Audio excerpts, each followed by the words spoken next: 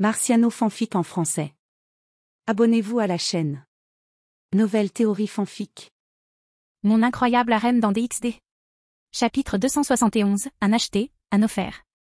Monde humain, Japon, Kuo. Après que Greffia eut quitté la pièce pour ouvrir la porte d'entrée, elle revint quelques minutes plus tard, suivie des frères et sœurs Shiba. Naturellement, tout le monde remarqua l'arrivée de Tatsuya et Miyuki et les accueillit chaleureusement.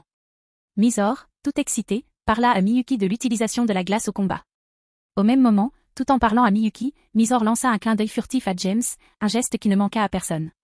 En conclusion, ce n'était pas si furtif. En revanche, James ne put qu'esquisser un sourire ironique face à la tentative de Misor. Au moins, elle essaie, pensa James. C'est vraiment mignon. Finalement, ce n'est pas si utile. Tant que je parviens à convaincre Tatsuya de rejoindre mon second noble, Miyuki me suivra sans faute. Alors que Misor entraînait Miyuki avec elle pour parler aux autres filles, James s'approcha de Tatsuya avec un sourire sur son visage. « Merci d'être venu, Tatsuya, » dit James en souriant. « Je suis content que tu sois venu. » « Eh bien, je suis sûr que Miyuki apprécierait davantage de venir ici que de passer la journée dans la maison principale, » dit Tatsuya d'un ton impassible. « Bref, merci pour l'invitation. »« Pas de problème, » répondit James. « Bref, il me reste quelques heures avant de commencer à me préparer pour le dîner. »« Tu veux faire du sport avant ?»« Bien sûr, pourquoi pas, » répondit Tatsuya sans changer d'expression. Bien qu'il n'y ait eu aucun changement dans le visage de Tatsuya, James pouvait voir l'éclat compétitif qui apparaissait dans ses yeux. Ne pas pouvoir me battre lui fait toujours mal, hein, pensa James en se dirigeant vers l'ascenseur. Naturellement, Miyuki, qui avait toujours eu au moins une partie de son attention sur Tatsuya, fut la première à remarquer James et Tatsuya se diriger vers l'ascenseur. Est-ce qu'ils vont s'entraîner, pensa Miyuki. J'espère qu'Onisama gagnera cette fois. Dis donc Misor, je crois qu'Onisama et James vont se battre, dit Miyuki avec un léger sourire. Tu veux aller voir? En apprenant que James allait se battre, toutes les filles bavardes acceptèrent de regarder. Cela provoqua une réaction en chaîne dans la classe. Finalement, tout le monde se rendit dans la salle d'entraînement pour assister au combat entre James et Tatsuya. Pendant ce temps, dans la salle d'entraînement, alors que Skatash enseignait encore à Kunu les bases de la lance, Seu Shulin et Tsubaki les regardaient avec une incrédulité totale. Qui est cette femme et qu'a-t-elle fait au maître? Demanda Seu Shulin dans un murmure. C'est un peu différent de la façon dont elle nous entraîne habituellement, n'est-ce pas? Répondit Tsubaki. Peu importe ce que tu dis, je ne croirais pas que cette femme est le maître, répondit Seu Shulin. Vous êtes là pour vous entraîner ou pour regarder? Demanda Skatash d'un ton dur, en contraste frappant avec celui qu'elle employait pour instruire Kunu. Si vous êtes juste là pour vous détendre, je vous aiderai à rattraper le temps perdu lors de notre prochaine séance d'entraînement. Peu importe, dit Seu Shulin en commençant son entraînement. C'est vraiment le maître. Hochant la tête, Tsubaki commença à balancer sa naginata. À ce moment-là, James et Tatsuya sortirent de l'ascenseur. En remarquant les nouveaux arrivants, Kunu sourit à James. Otusan, cria Kunu. Apprendre avec Skatash Bazan est tellement amusant. En entendant cela, le sourire de James changea visiblement. Puis, il lança un regard interrogateur à Skatash. À sa grande surprise, elle détourna la tête et ne le regarda pas dans les yeux. Voyant la réaction de Skatash, James ne put s'empêcher de sourire. Il est vraiment mignon, n'est-ce pas, pensa James. Même maître ne supporte pas d'être dur avec Kunu. Semblant entendre les pensées de James, Skatash tourna la tête vers James avec une expression féroce sur son visage. Pourquoi es-tu venu ici, mon disciple? Demanda Skatash d'un ton plus froid que d'habitude. Tatsuya et moi avons décidé d'avoir une petite discussion avant de préparer le dîner, répondit James en haussant les épaules. Je vois. Skatash répondit par un signe de tête. Otusan, sais-tu cuisiner? Demanda Kunu, les yeux brillants. Pas d'habitude, répondit James en souriant. Mais je suis plutôt doué avec les grillades. Tu devrais avoir hâte. J'y vais, dit Kunu en secouant la tête avec enthousiasme. Puis, lorsqu'elle réalisa que James sortait avec quelqu'un qu'elle n'avait jamais rencontré, elle reprit la parole. Oh, qui est-ce? Oh, voici mon ami, celui avec qui j'ai conclu un pacte magique, Shiba Tatsuya, dit James en souriant en désignant Tatsuya. Puis il désigna Kunu. Et Tatsuya, voici ma belle-fille, Kunu. Enchanté, Shiba-san, dit Kunu en inclinant poliment la tête. C'est un plaisir de vous rencontrer aussi, dit Tatsuya sur son ton habituel. Et vous pouvez m'appeler Tatsuya, puisque ma petite sœur est là aussi. Oui, Tatsuya-san, répondit Kunu avec un sourire. Eh bien, maintenant que les présentations sont terminées, dit James en tournant son attention vers Skatash. Penses-tu pouvoir me sceller pour limiter mes capacités à celles de Tatsuya? Je peux. Skatash hocha la tête tandis que son index droit s'illuminait d'une énergie démoniaque. L'instant d'après, Skatash commença à dessiner des runes autour des poignets, des chevilles et enfin sur la poitrine de James, au-dessus du cœur. Une fois toutes les runes dessinées, la paume de Skatash s'illumina avant qu'elle ne frappe les runes au-dessus du cœur de James. Puis, toutes les runes qu'elle avait dessinées précédemment s'enfoncèrent dans le corps de James. Oui, même si j'utilise ce genre de dispositif depuis environ 7 ans, c'est une sensation à laquelle je ne m'habituerai jamais, dit James en bougeant ses bras et ses jambes pour s'habituer aux contraintes. Tandis que James s'adaptait à son nouveau niveau de force, les autres occupants de la maison entrèrent dans la salle d'entraînement. Lorsque James et Tatsuya furent prêts à commencer l'entraînement, tout le monde était déjà entré. Une fois tout le monde installé et les deux jeunes hommes sur le ring, le combat entre James et Tatsuya commença sans délai. Prenant l'initiative, Tatsuya s'avança vers James.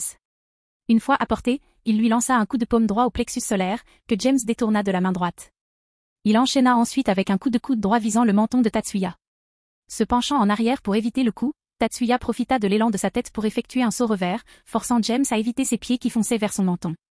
Cependant, James se reprit rapidement et fit un pas en avant tandis que Tatsuya se redressait et lui plaquait les mains sur la nuque.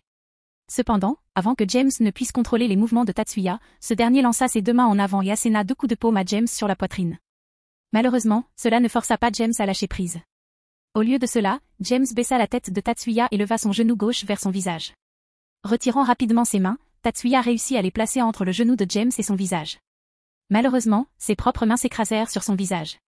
Cependant, avant que James puisse baisser sa jambe, Tatsuya entoura la sienne de son bras gauche. Puis il lui asséna un coup de poing au menton. Pour éviter le crochet de Tatsuya, James lança son clinch. Puis, il se pencha en arrière autant que possible, sa jambe gauche toujours à portée de Tatsuya. Au moment où le poing de Tatsuya passa son menton, James bondit de sa jambe droite et la projeta près de la tête de Tatsuya. Faute de timing, Tatsuya ne put retirer son bras droit pour se défendre et asséna un coup de pied direct. Bien qu'il n'ait pas perdu connaissance, il était évident pour quiconque avait l'expérience du combat que Tatsuya souffrait d'une commotion cérébrale. Scatash mit fin au combat. Zut, ces coups de paume font un mal de chien, murmura James en se frottant la poitrine. Ouah! Dès qu'il eut fini de parler, James pencha la tête en avant, évitant une claque de sa mère. Puis, avec un sourire ironique, il regarda Léona. Je suis désolé, maman, dit James. Mais ça m'a fait très mal. Eh bien, ça aurait dû arriver, dit Léona en secouant la tête. Un coup aussi violent à la poitrine ne pouvait pas faire mal. Et si Tatsuya avait le physique d'une race surnaturelle, ce combat ne se serait pas terminé si vite. Je sais, répondit James avec un sourire entendu. On pourrait peut-être y remédier bientôt. Pendant que James parlait à Léona, Asia soignait Tatsuya. Heureusement, soigner une commotion cérébrale ne demandait pas beaucoup d'efforts. Pendant ce temps, Miyuki se tenait à ses côtés et regardait James. Miyuki, il n'y a aucune raison d'être en colère contre James, dit Tatsuya. Il m'a battu à la loyale. Il s'est même scellé pour ne pas dépasser une certaine limite de puissance. Mais Onisama, tu étais déjà injustement avantagé en tant que membre d'une race surnaturelle, argumenta Miyuki. Si tu avais eu un physique comme le sien, tu n'aurais pas perdu. Peut-être, peut-être pas, répondit Tatsuya d'un ton évasif. On ne saurait si c'est vrai que si j'appartenais à une race surnaturelle. Eh bien, si tu veux savoir si c'est vrai, il suffit de demander à James, dit Irene en apparaissant à côté de Tatsuya et Miyuki. Mais le processus serait permanent. Quand est-ce qu'elle, demanda Miyuki en tremblant à la voix inattendue. Bien que Tatsuya ne soit pas déconcerté, il fut surpris de voir à quel point Irene avait réussi à s'approcher avant de la remarquer. Je suppose que tu veux rejoindre Saperi, n'est-ce pas, demanda Tatsuya. C'est vrai, répondit Irene avec un sourire. Mais je pensais que la noblesse était au complet, dit Tatsuya d'un ton sceptique. Je crois que ça fait un moment que tu ne lui as pas rendu visite, dit Irene. Grâce à son exploit, vaincre le dragon du croissant, Chrome Cruache, et capturer un fugitif des enfers, James a reçu un second titre de noblesse. Je vois, dit Tatsuya avant de sombrer dans la contemplation. Si j'intégrais la pairie de James, je serais libéré du clan Yotsuba et de ma tante, pensa Tatsuya.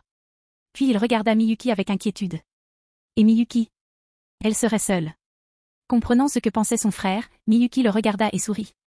Onisama, où que tu ailles, Miyuki te suivra toujours, dit Miyuki. Sur ce, une lueur de détermination passa dans les yeux de Tatsuya. Au même moment, Irene leva furtivement le pouce vers James, qui lui rendit son sourire. Un instant plus tard, Tatsuya remercia Asia pour le remède. Puis, il s'avança vers James d'un air déterminé. Et, bon combat, dit James à l'approche de Tatsuya. Mais ça va après ce coup de pied? Je vais bien, répondit Tatsuya. Le remède d'Argentosan a réglé ça. Bien, dit James en hochant la tête.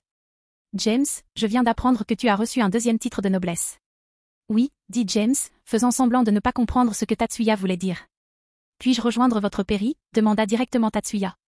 J'aimerais participer aussi, dit Miyuki derrière son frère. Comme je le pensais, Bogo pour la victoire, pensa James. Ça ne me dérange pas. En fait, je serais ravi de t'accueillir, dit James en souriant.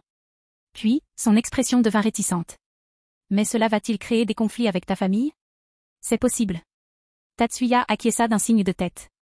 Surtout que Miyuki a été choisie pour être la prochaine chef du clan. Ça n'a pas d'importance, dit Miyuki. Si Onisama doit quitter la famille, moi aussi. Au lieu de répondre, Tatsuya caressa doucement la tête de Miyuki. Puis, il regarda James avec détermination. Nous pouvons y remédier lorsque cela devient un problème, a déclaré Tatsuya. Si tu es sûr, répondit James avec un haussement d'épaules. Après avoir haussé les épaules, James leva les mains devant les frères Shiba. Puis, flottant au-dessus de sa main droite, devant Tatsuya, apparut une paire de pions. Pendant ce temps, flottant au-dessus de sa main gauche, flottait une paire de pions et une pièce de fou. De la main droite, Tiago saisit les 2 pions, tandis que de la gauche, il saisit le fou. Puis, il pressa les pièces sur les frères et sœurs Shiba, les réincarnant en démons, transformant Tatsuya en pion et Miyuki en fou. Il est rare de voir quelqu'un ajouter 3 membres à un titre noble en une journée, a déclaré Venlana avec un sourire.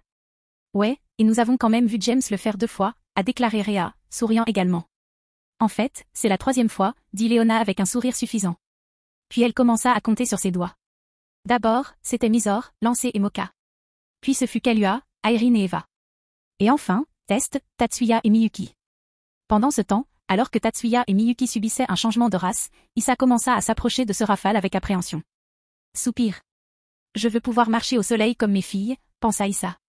Malheureusement, Cassiel n'a pas de pièce assez puissante pour me réincarner. De plus, il ne lui reste qu'un pion. Quoi qu'il en soit, je suis sûr que Dame Léviathan n'est pas aussi maléfique que le disent les rumeurs. Chapitre 272, la reine de ce rafale et le dîner de Noël. Monde humain, Japon, Kuo. Alors que Tatsuya et Miyuki se transformaient en démons, tout le monde remarqua Issa s'approcher de ce rafale. La plupart savaient qu'Issa venait voir s'il rejoindrait la noblesse de ce rafale. De ce fait, ils étaient curieux de voir comment les choses allaient évoluer. En revanche, ceux qui connaissaient bien ce rafale éprouvaient une certaine pitié pour le vieux vampire.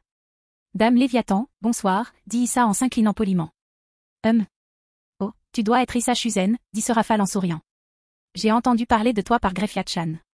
Tu veux rejoindre ma noblesse, hein? Tandis que ce rafale parlait, elle marchait en cercle autour d'Issa, l'inspectant sous tous les angles. Tu serais parfait, dit ce rafale avec un hochement de tête reconnaissant. Mais je veux que tu m'appelles Léviathan à partir de maintenant. S'exclama Issa, confus. Sans répondre à sa confusion, ce rafale recommença à marcher autour d'Issa. Alors, que penses-tu de passer à la télé, demanda ce rafale. Je ne suis pas sûr, répondit Issa honnêtement, même si la confusion transparaissait dans son ton. Ce rafale hocha la tête comme si elle avait compris la réponse d'Issa, ce qui le dérouta encore plus. Puis, elle revint se placer devant Issa et tendit la main droite, paume vers le haut. L'instant d'après, plusieurs pièces maléfiques apparurent flottant au-dessus de sa main. Waouh, tu as tout prévu, n'est-ce pas, dit ce rafale en inspectant les pions, la tour, le cavalier, le fou et la reine qui apparaissaient au-dessus de sa paume tendue. Maintenant, que dois-je choisir? Après avoir réfléchi un bref instant, une action qui a donné à Tatsuya et Miyuki suffisamment de temps pour terminer leur transformation et rejoindre la foule de spectateurs, ce rafale a pris sa décision en attrapant la pièce reine, faisant disparaître les autres pièces. Je te choisis, Issa Shuzen, cria ce rafale en s'approchant et en lançant le Queen Piece sur la poitrine d'Issa d'une manière exagérée. Populaire. Un instant plus tard, la reine frappa Issa à la poitrine, le projetant en arrière dans la salle d'entraînement. Alors qu'Issa s'élançait dans les airs, la pièce de la reine s'enfonça dans sa poitrine, juste avant que son dos ne heurte le mur derrière lui. Boum. Tout. En glissant le long du mur qu'elle avait heurté, Issa cracha une gorgée de sang. Au même moment, tout le monde savait que son corps subissait une métamorphose. Puis, tous fixèrent ce rafale, incrédules. Oups, dit ce rafale d'un ton mignon en inclinant la tête et en la frappant du poing droit. Et sachant qu'il était inutile de réprimander ce rafale pour ses actes, la plupart des gens firent comme si de rien n'était. James, quant à lui, prit le temps d'y réfléchir. J'ai arrêté de regarder Pokémon il y a longtemps, dit James d'un ton songeur. Mais je suis presque sûr qu'on est censé dire ça quand on lâche un Pokémon au combat, pas quand on le capture. En entendant le commentaire de James, l'expression de ce rafale s'assombrit. Soupir. Tu as raison, Gekun, s'exclama ce rafale. J'étais tellement excité que j'ai raté la référence. Qu'est-ce que je fais? Qu'est-ce que je fais? Ce rafale courut alors vers James, entoura son torse de ses bras et se mit à sangloter bruyamment contre sa poitrine. Bien que James trouvât cela drôle, il afficha un sourire ironique en caressant la tête de ce rafale. Pendant ce temps, Sona regardait James et ce rafale avec méfiance. Qu'est-ce qui ne va pas, Sonia? Demanda Rhea après avoir remarqué le regard de Sona. Pour une raison quelconque, j'ai le sentiment que ma grande sœur et moi allons redevenir sœurs, a déclaré Sona avec une expression incertaine sur son visage. Naturellement, Rhea fut surprise par cette déclaration. Cependant, en y réfléchissant, elle comprit où Sona voulait en venir. Depuis l'arrivée de ce rafale au manoir, elle ne s'était jamais attachée à Sona. Cependant, c'est la 2e fois qu'elle s'attache à James. Que sera, dit Rhea nonchalamment en haussant les épaules. Sans jeu de mots. Tu es sérieuse, maman, demanda Sona, les yeux écarquillés. C'est mieux que de la voir mourir seule, dit Rhea en observant l'interaction entre James et sa fille aînée. Il est clair qu'elle apprécie le temps passé avec lui. Mais, bégaya Sona. As-tu peur que ta sœur aînée te vole ton fiancé, Sona, demanda Rhea d'un ton moqueur. Il n'y a pas la moindre chance que cela arrive, fit la moue Sona avant de s'éloigner de sa mère. Un instant plus tard, Venlana s'approcha de Rhea et regarda Sona s'éloigner et se mêler à ses amis. Soupir. Tu sais qu'elle a toujours eu un complexe d'infériorité envers sa sœur, dit Venlana. C'est tout à fait normal qu'elle réagisse ainsi après avoir vu comment Sora se comporte avec James. Je sais, répondit Rhea avec un hochement de tête et un sourire. Mais je sais aussi combien elle souhaite le bonheur de ce Rafale. Elle fait peut-être semblant de ne pas apprécier ça en ce moment. Mais si partager James avec sa sœur est la clé du bonheur de Sora, alors Sona sera entièrement partante. Heureusement, même si son expression laisse entendre le contraire. Eh bien, tu es sa mère, dit Venlana en haussant les épaules. Alors tu as probablement raison. D'ailleurs, celui pour qui je suis vraiment désolée, c'est Rhea, dit Rhea en jetant un coup d'œil à Venlana. Comment réagira-t-elle si tu fais ce que tu penses faire? Je ne sais pas, répondit Venlana en secouant la tête. Puis elle sourit et poursuivit, mais n'est-ce pas là le plus amusant? Soupir. Tu passes beaucoup de temps avec Leona, dit Rhea avec un sourire ironique. Le temps que James parvienne à calmer ce Rafale et à la convaincre de le laisser partir, Issa avait achevé sa réincarnation. Elle s'approcha alors de nouveau de ce Rafale en lui frottant la poitrine et le dos. Merci, dame Léviathan. Je ne sais pas. Commença Issa avant d'être interrompue. Non, s'exclama ce Rafale en agitant un doigt devant Issa. Appelle-moi, Léviathan. C'est Léviathan, tu comprends? Naturellement, Issa se sentait mal à l'aise de parler ainsi de ce Rafale. Cependant, comme elle était sa roi, il sentait qu'il n'avait pas d'autre choix. Léviathan, balbutia Issa. Elle se sentit immédiatement gênée et honteuse après avoir fait ça. Bien, s'exclama ce Rafale, ravi. Comme je le disais, tu serais parfaite pour le rôle de la méchante principale dans la série de Magical Girls que je suis en train de créer. Oh, et je jouerai le rôle principal. Ce Rafale a ensuite adopté sa pose de fille magique préférée alors qu'une baguette magique se matérialisait dans sa main gauche. Issa, quant à lui, sentit son visage rouge se vider de son sang, au point d'être plus pâle que la moyenne des vampires. Jamais, même dans ses rêves les plus fous, il n'aurait imaginé devenir l'antagoniste principal d'une série de Magical Girls. Il sentait sa dignité lui échapper peu à peu, mais il ne pouvait rien y faire. Au même moment, Akua, Kalua, Moka et Kokoa ne pouvaient s'empêcher de rire. Félicitations, papa, dit Moka avec un sourire. Tu seras enfin le chef de ta propre faction. Cette déclaration fit rire non seulement les sœurs Shuzen mais toutes les personnes présentes dans la salle d'entraînement tandis que le visage d'Issa alternait entre le rouge cramoisi et le blanc pâle.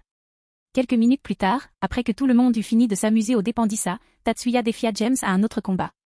Et comme l'avait dit Miyuki, celui-ci dura bien plus longtemps. Cependant, le résultat resta le même. Tatsuya perdit. Naturellement, Miyuki resta abasourdie. Elle n'avait jamais vu son frère perdre contre quelqu'un de son âge. Pourtant, il n'avait jamais vaincu James lors d'un de leurs combats. Ce n'est pas grave, Miyuki, dit Tatsuya en tapotant la tête de Miyuki après l'avoir vu froncer les sourcils. Je m'améliore à chaque entraînement. Alors ça me suffit. Au lieu de répondre, Miyuki fixa Tatsuya, complètement choquée. Peut-être pour la première fois, elle vit Tatsuya sourire du fond du cœur. Chose qui aurait dû être impossible à cause de la magie que sa mère avait utilisée sur lui durant son enfance. La réincarnation a-t-elle corrigé ton déficit émotionnel, pensa Miyuki, perdu dans le sourire de Tatsuya. Si c'est le cas, alors Alavrusan m'a peut-être offert le plus beau cadeau de Noël que je pouvais espérer. En voyant l'expression de sa sœur, Tatsuya ne comprenait pas pourquoi elle le fixait d'un regard aussi vide. Bien qu'il sentît que quelque chose avait changé, il ne pouvait pas instinctivement dire qu'elle avait retrouvé toute sa palette émotionnelle. Cependant, il ne tarderait probablement pas à s'en rendre compte. Et, maman, cria James de l'autre côté de la salle d'entraînement. Je vais monter sur le toit et préparer le dîner. En fait, tu devrais faire le barbecue dans le jardin, cria Venlana. Si tu utilises le toit, Zio et mon cadeau devront attendre un peu. James inclina d'abord la tête, confus. Puis il haussa les épaules.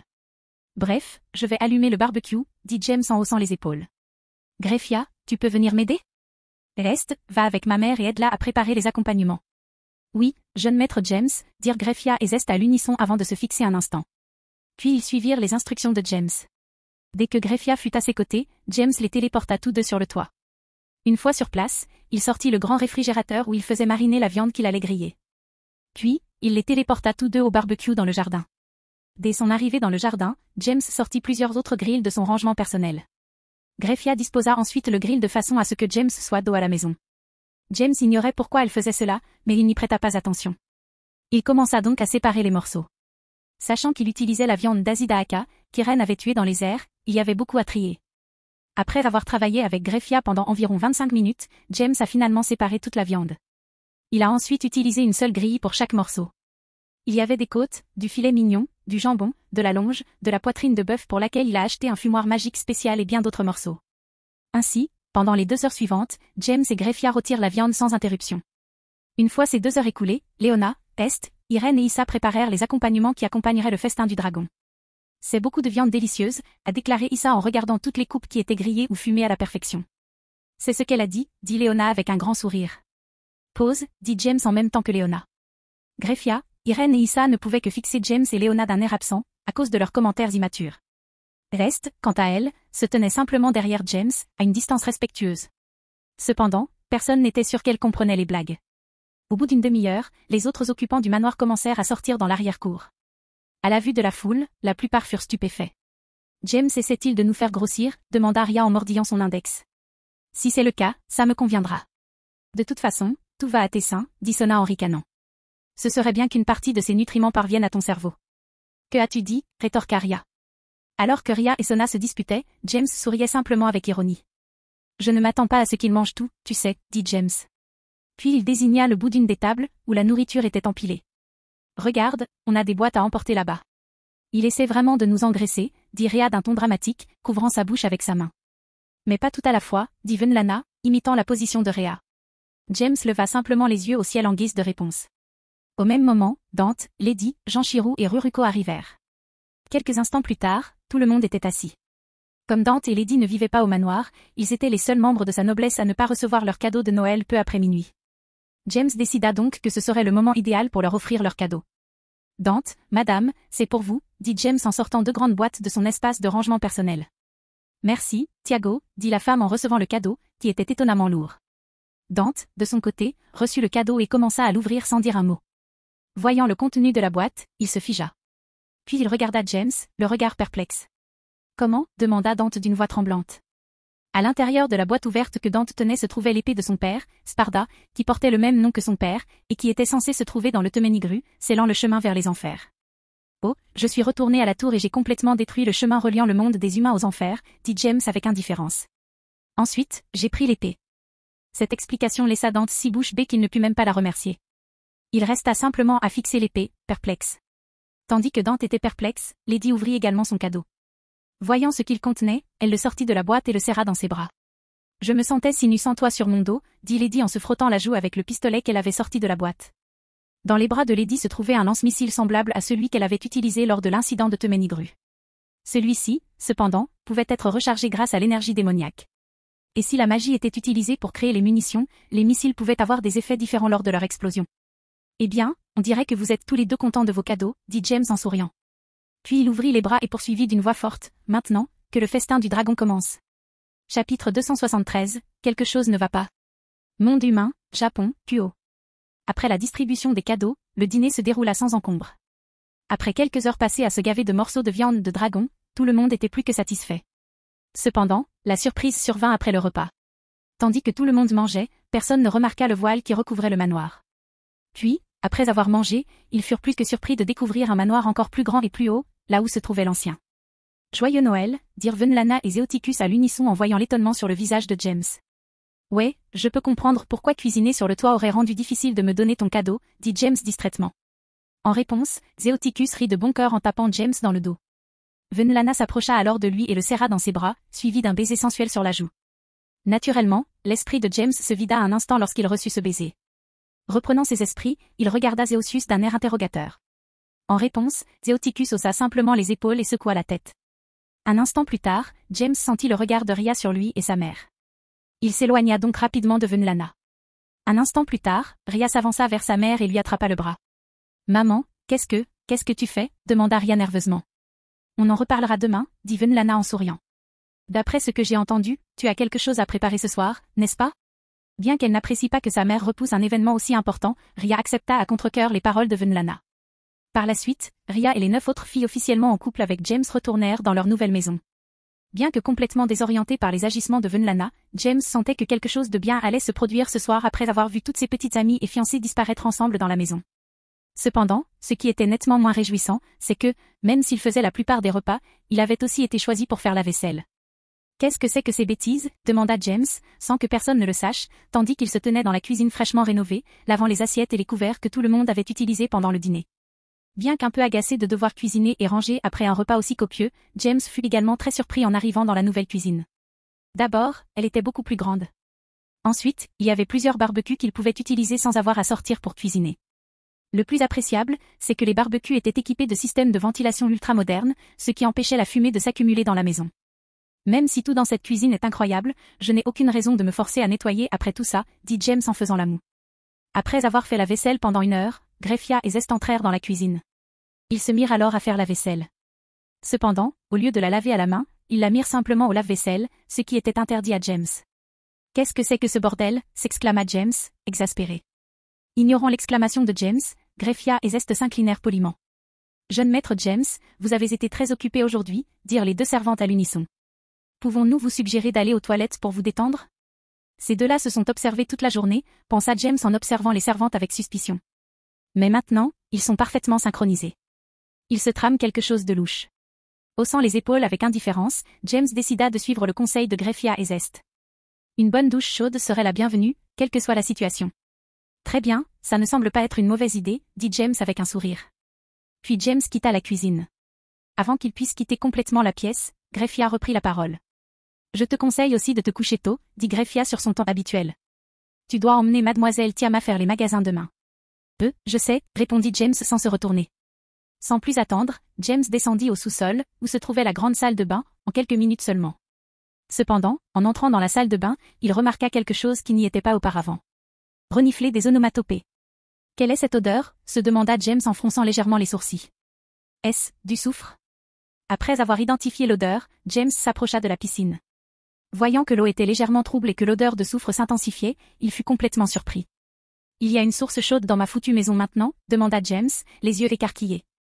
L'instant d'après, James courut à la douche et se lava soigneusement. Puis il retourna à la piscine. Testant la température de l'eau, James y plongea lentement son pied.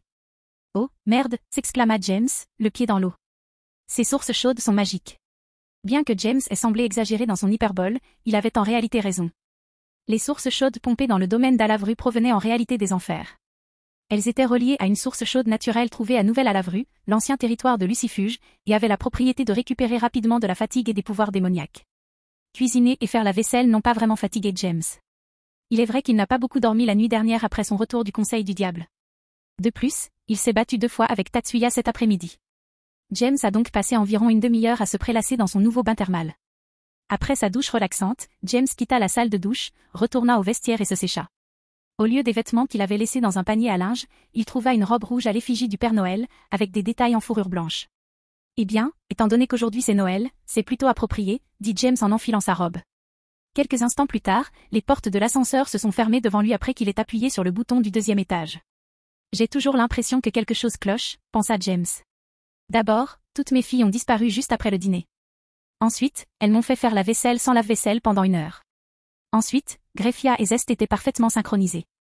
Enfin, elles m'ont dit de prendre une douche et d'aller directement me coucher. Il y a vraiment quelque chose qui cloche. Cependant, au lieu d'une expression méfiante, le visage de James prit une expression méprisante. Puis, il baissa les yeux vers sa robe de Père Noël et sourit encore plus largement. Ah! On dirait que ce soir va être sympa, se dit James. Un instant plus tard, les portes de l'ascenseur s'ouvrirent. Il se dirigea alors vers sa chambre, le sourire aux lèvres et un peu plus d'entrain. Arrivé devant la porte, James marqua une pause. Puis, après avoir pris une profonde inspiration, il ouvrit la porte. Et ce qu'il vit ne le décevait pas. Assis au pied du lit, face à la porte de la chambre, de droite à gauche, Ria, Skatash, Yasaka et Sona. Ils étaient tous assis en tailleur. Ria et Skatash croisaient leurs jambes droites sur leur gauche. Yasaka et Sona étaient assis, la jambe gauche sur leur droite. De plus, ils portaient tous des chaussettes noires montantes et étaient pieds nus. Ils portaient tous des costumes de Père Noël sexy. Cependant, il y avait quelques légères différences entre eux. Tout d'abord, Ria et Sona portaient des jupes courtes. Associées aux chaussettes hautes, la zone blanche créée était impressionnante. Skatash et Yasaka, quant à elles, portaient des jupes descendant jusqu'aux chevilles.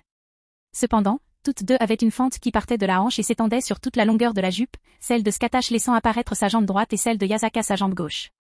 Tous les chemisiers étaient sans manches et fermés par une ceinture en cuir noir brillant avec une boucle dorée. Ils étaient également tous ouverts pour dévoiler le plus beau décolleté possible. Assises à côté de Ria et Sona en Sesa, l'index, le majeur et l'annulaire enfoncés dans le matelas, se trouvaient respectivement Akeno et Shuna. Leurs costumes étaient également différents. Elles portaient toutes deux des tenues de Père Noël à manches courtes, style kimono, et des chaussettes noires montantes. Leurs kimonos tombaient librement de leurs épaules et étaient noués par un obi noir. Comme les 4 précédentes, elles dévoilaient un décolleté aussi profond que possible sans dévoiler leurs parties intimes. Les 4 dernières, Ayam, Moka, Flora et Mizore, s'agenouillèrent respectivement derrière Ria, Skatash, Yasaka et Sona. Contrairement aux dames devant elles, vêtues de chemisiers et de jupes, les 4 du dernier rang portaient des robes de style Père Noël, ornées de ceintures en cuir noir brillant qui soulignaient leur taille fine. Chaque robe avait un décolleté en V descendant jusqu'au haut du ventre, dévoilant une grande partie de la poitrine et du décolleté, et était sans manches.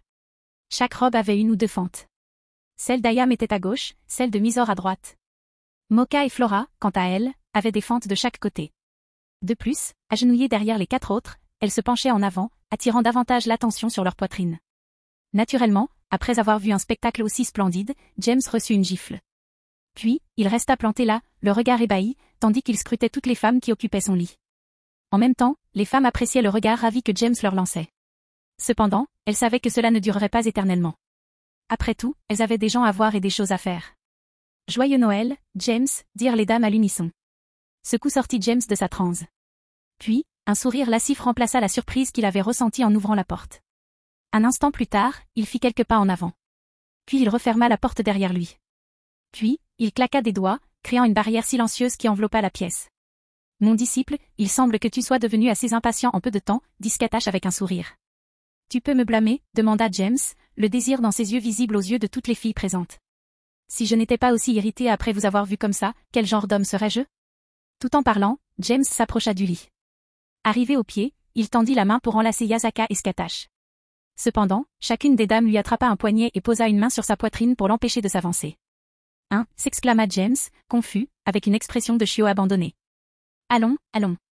Ne nous regarde pas comme ça, dit Yasaka en riant. Elle a raison, ajouta Skatash. C'est notre cadeau de Noël. Alors, laissez-nous vous gâter ce soir. Sur ce, Skatash et Yasaka sortirent du lit. Puis, ils s'approchèrent de James et le retournèrent. Ils l'assirent au pied du lit. Au même moment, Moka et Flora, agenouillés derrière Skatash et Yasaka, reculèrent jusqu'à la tête du lit. Une fois l'espace libre, Skatash et Yasaka repoussèrent doucement James pour qu'il soit allongé sur son lit. Finalement, toutes les filles l'attrapèrent et le jetèrent tout entier sur le lit. Allongé au milieu du lit, entouré de ses femmes, James les observait à nouveau. Et comme il s'y attendait, les voir sous un angle différent était tout aussi incroyable que son premier aperçu. « Vous êtes tous absolument magnifiques » dit James avec sincérité. Tout le monde sourit joyeusement aux compliments de James. Puis, 20 mains se posèrent sur son corps. Dans cette situation, la flatterie vous mènera partout, dit Sona d'un ton séduisant. Chapitre 274, la veille de Noël 1. Monde humain, Japon, Kuo. Après s'être assuré que James était bien au lit, les femmes commencèrent par lui retirer sa robe. Ce faisant, la plupart des jeunes filles émerveillées par la surprise furent surprises. Les seules à réagir différemment furent Akeno et Flora, qui se léchèrent les lèvres d'impatience. Puis il y eut les dames plus âgées, Skatash et Yasaka, qui réagirent très peu, même si leur appréciation se lisait dans leurs yeux. James a commencé à se battre avec les filles en commençant par Ria. Alors, après avoir veillé sur Ria pendant un bon moment, James la prit dans ses bras comme une princesse et la ramena dans son lit. Pendant tout ce temps, il regardait Akeno, Mizore, Ayam, Yasaka et Shuna avec une lueur prédatrice dans les yeux. Chapitre 275, la veille de Noël 2. Monde humain, Japon, Kuo. Alors que son regard prédateur balayait Akeno, Mizore, Ayam, Yasaka et Shuna, James essayait, sans succès, de décider qui serait le prochain. James a décidé de travailler avec eux tous, et après les avoir vaincus dans un combat intense. « Tu penses que ce Skatash se contentera d'un seul round » demanda Skatash entre les jambes de James et Ayam. « Ça va être une longue nuit » pensa James en regardant le lit et en remarquant que d'autres filles commençaient à bouger. Chapitre 276, après avoir fait du shopping avec Tiama pendant une journée. Monde humain, Japon, Kuo. Le lendemain soir, Leona, Venlana, Ria et Yasaka étaient assises dans le salon du domaine d'Alavru tandis que Greffia se tenait derrière Venlana pour répondre à tous les besoins des dames pendant qu'elles discutaient et buvaient du thé. « J'ai l'impression que je dois signaler une faute » a déclaré Leona après avoir terminé sa tasse de thé. « Que veux-tu dire » demanda Ria avec curiosité. « Elle est jalouse de la gentillesse de maître Skatash envers Kunu » gloussa Venlana en se couvrant élégamment la bouche. « Je sais qu'elle est mignonne » dit Leona en secouant la tête.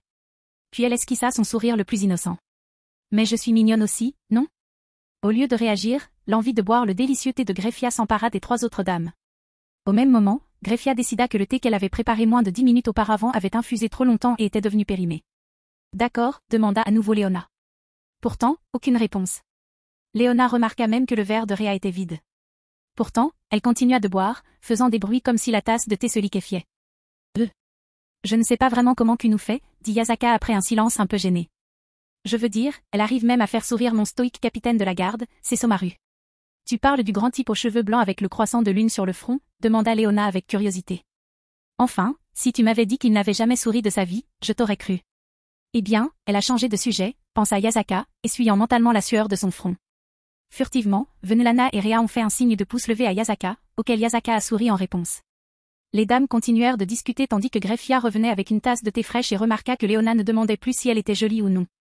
Bien qu'aucune d'elles n'ait mentionné sa beauté, toutes les taquineries qu'elle lui avait proférées depuis que James avait changé de personnalité à l'âge de 6 ans l'avaient définitivement privée du droit d'être qualifiée de jolie.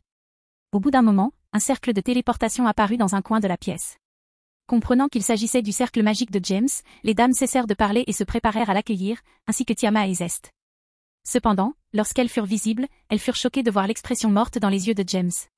Zest affichait la même expression vide que d'habitude. Tiama, quant à elle, tenait un diadème en platine serti de 6 diamants de couleurs différentes. Ok, James, ton premier hommage a été accepté, dit Tiama avec enthousiasme. Tiama s'enfuit alors joyeusement. Pendant ce temps, James titubait d'épuisement. Heureusement, Est était juste à côté de lui et le rattrapa avant qu'il ne tombe. James, que s'est-il passé demanda Léona en se levant pour s'approcher de son fils. James ne peut pas répondre au téléphone pour le moment, dit James, hébété. Veuillez laisser un message après le bip, et je vous rappellerai dès que possible. Merci et bonne journée. Après avoir parlé d'un ton frénétique, James ferma les yeux et s'évanouit. Voyant cela, les 5 dames déjà présentes dans la pièce furent plus que choquées. Pendant ce temps, Est souleva James, le porta jusqu'à un canapé et l'Y allongea. Dès que James fut allongé, Greffia posa une serviette froide sur son front. Puis, lorsqu'il releva la tête, il croisa le regard de Zest. Au centre de leur regard, les autres dames présentes sentirent un éclair se former. La rivalité entre ces deux-là est forte, dit Léona avec un sourire amusé. Je sais, non. Rhea hocha la tête. Depuis des siècles que je la connais, je n'ai jamais vu Greffia agir comme ça. Je suppose que la déclaration de Sheila selon laquelle Est était la meilleure servante du royaume a vraiment allumé un feu en elle, hein, dit Venlana en riant. Est, peux-tu nous dire ce qui s'est passé demanda Yasaka, décidant d'aller droit au but. Et pourquoi James est-il si, sans vie? Comme vous voudrez, dame Yasaka, dit Est en s'éloignant de Greffia et en s'inclinant. En 15 heures, le jeune maître James, mademoiselle Tiama et moi avons visité une centaine de bijouteries à travers le monde. Mais cela signifierait qu'il ne passerait que 9 minutes dans chaque magasin, dit Rhea après quelques calculs mentaux. Comment ont-ils assez de temps pour regarder quoi que ce soit? Burke. C'est tout le temps qu'a pris Tia pour évaluer la valeur de chaque pièce dans chaque magasin, dit James d'une voix faible depuis son canapé. Et quand je dis chaque pièce, je dis chaque pièce. Même celle qui n'était pas exposée. Vraiment, demanda Léona. Oui, et on n'est allé que dans les 100 magasins les plus sophistiqués du monde, dit James, les yeux fermés. Du coup, tout le monde nous regardait comme des fous quand on entrait dans le magasin, et Tata a regardé ce qu'ils avaient en vitrine, puis a fermé les yeux. Fermer les yeux? Pourquoi? Demanda Venlana en soulevant la tête de James et en s'asseyant pour qu'il puisse utiliser ses genoux comme oreiller. Merde, c'était fluide, marmonna Léona en regardant les actions de Venlana. Rhea ne pouvait qu'acquiescer en réponse aux murmures de Léona tandis que Greffia se souvenait d'une conversation au bar de Venlana à Gremory Estate.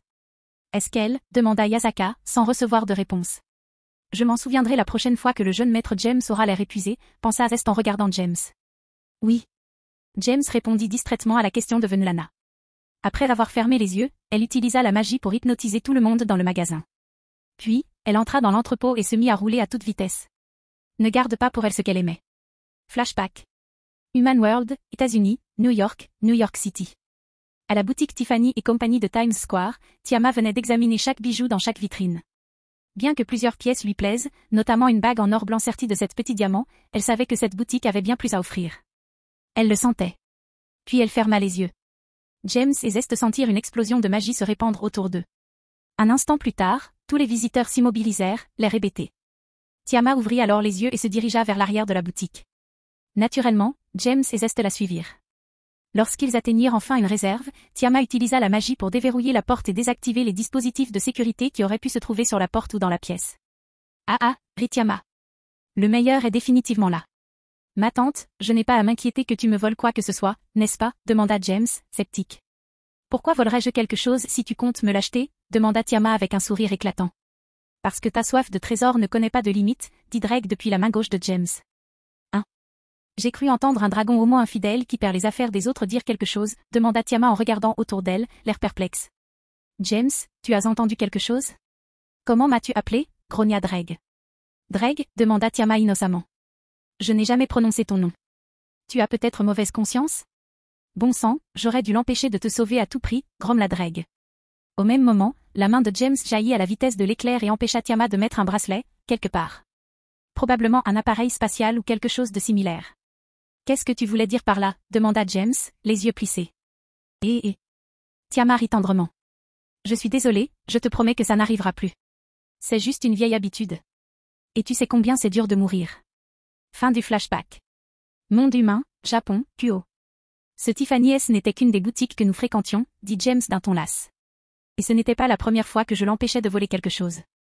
Mais j'ai dû l'arrêter 14 fois de plus, seul dans cet entrepôt. Et je suppose que les 99 autres magasins ont eu des expériences similaires, hein? Demanda Yasaka en regardant James avec pitié. Ouais, acquiesça James.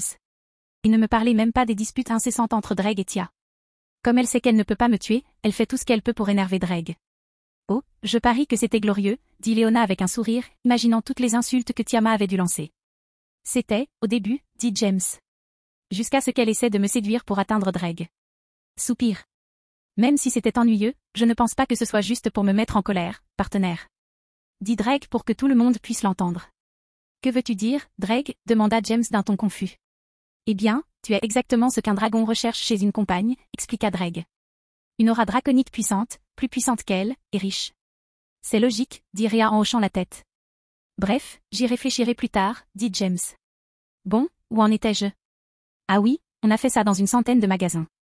Ma tante m'a aussi fait prendre des photos et noter où étaient ses pièces préférées. Mais elle n'en a choisi aucune sur le moment. Mais elle a clairement choisi quelque chose, dit Venlana d'un ton confus en passant ses doigts dans les tresses de James. Oui, après avoir quitté le dernier magasin, elle a passé 1 heure de plus à regarder toutes les photos que j'avais prises avant de choisir le diadème que tout le monde la voyait tenir, a raconté James. Puis nous sommes retournés au magasin où elle l'avait trouvé. Puis nous l'avons acheté et sommes rentrés à la maison. Combien as-tu dépensé? Demanda Léona avec curiosité.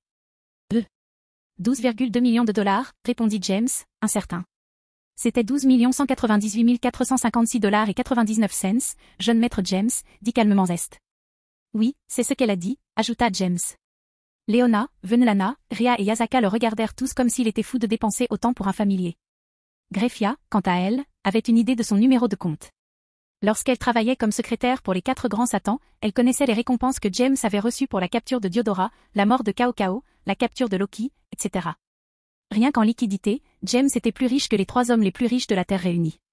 Et cela n'incluait pas les investissements qu'il avait effectués après ses 18 ans. Eh bien, avec toutes ces notes et ces photos, au moins, tu n'auras plus à t'inquiéter de devoir parcourir tous les magasins, non? Demanda Yasaka en souriant. Autrement dit, l'expérience ne sera pas aussi tortueuse que cette fois-ci. James ne put que secouer la tête face à la pensée naïve de Yasaka. Puis il se mit à pleurer à l'idée de recommencer le mois prochain. James, qu'est-ce qui ne va pas? Demanda Venlana en essuyant les larmes de James avec le linge. Un autre linge froid pourrait soulager sa souffrance. Dès que Venlana eut reçu son ordre, une paire de serviettes froides et légèrement humides apparut devant elle. Lorsque les femmes qui tenaient les nouveaux vêtements, Grefia et Zest, comprirent qu'elles n'étaient pas les seules à lui offrir une serviette froide, elles échangèrent un regard noir et un regard noir. Soupir. Merci à vous deux, dit Venlana avec un sourire en coin. Venlana prit ensuite les 2 serviettes et en plaça une sur le front de James. Elle plaça ensuite l'autre autour de son cou. Merde, elle est bonne, murmura Léona. Elle l'est vraiment, a convenu Rhea. Elle est vraiment, demanda à nouveau Yasaka, mais il ne reçut toujours pas de réponse. Une fois que James eut contrôlé ses larmes, il prit une profonde inspiration. En un mois, il est impossible que chacun de ces magasins n'ait pas reçu de nouvelles marchandises, dit James avec tristesse. De plus, certaines, voire la plupart, des pièces que vous avez appréciées auront été achetées par d'autres clients. Ah, c'est logique. Yasaka hocha la tête. Donc ça veut dire? Cela signifie que tu feras une autre sortie shopping amusante avec Tia le mois prochain, dit Léona avec un sourire. Une fois de plus, les larmes coulèrent des yeux de James. Cette fois, cependant, ses sanglots ne s'arrêtèrent pas. Au lieu de cela, il laissa échapper un son si douloureux que tous ceux qui l'entendirent eurent pitié de lui. BGM, Cupidon, Cupid Shuffle. À ce moment-là, un smartphone se mit à sonner, surprenant tout le monde avec le refrain de Cupid Shuffle. Mais la surprise fut encore plus grande lorsque Venlana sortit son smartphone et répondit calmement. Dis donc Zéo, que se passe-t-il? Demanda Venlana en souriant, voyant la surprise sur tous les visages. Si tu peux, regarde les infos. La voix de Zéoticus résonna au téléphone. Les 4 grands Satans et le conseil du diable sont sur le point d'annoncer quelque chose. D'accord, je comprends, dit Venlana avant de mettre fin à l'appel. Au même moment, Léona attrapa la télécommande du salon et alluma le journal télévisé d'un des rôles. Ce faisant, elle arriva juste à temps pour une grande révélation. Zekram Bael, debout devant un podium, entouré des 4 grands Satans, parla au micro. Le conseil du diable et les 4 grands Satans ont pris une décision unanime, a déclaré Zekram à la télévision. À partir de maintenant, les 4 grands Satans seront connus sous le nom des 5 grands Satans. Et nous nommons James Alavru 5e des 5 grands Satans. Mais qu'est-ce que c'est que ça, s'exclama James, confus. Chapitre 277, un nouveau Satan. Monde humain, Japon, Kuo. Qu'est-ce que c'est que ce bordel, s'exclama James, si fort que tout le monde dans le manoir l'entendit à la télévision. Le vieux Zekram vient-il de dire que je me transformerai en Satan? C'est ce que j'ai cru comprendre, répondit Léona distraitement. Seigneur Zekram, pourquoi un si jeune homme aurait-il une place parmi les meilleurs que notre race diabolique a à offrir? Un journaliste suprémaciste de sang pur a demandé avec un dégoût évident dans son ton. Vos mérites parlent d'eux-mêmes, dit Zekram, l'air inchangé. Il a vaincu et capturé de nombreux ennemis et fugitifs des enfers. Honnêtement, je suis surprise que le vieil homme parle si bien de James, dit Venlana en continuant à passer ses doigts dans les cheveux de James. Que tu me soutiennes ou non, qui a cru que ce serait une bonne idée pour moi de devenir politicien, demanda James, exaspéré. Je croyais que tu détestais la politique.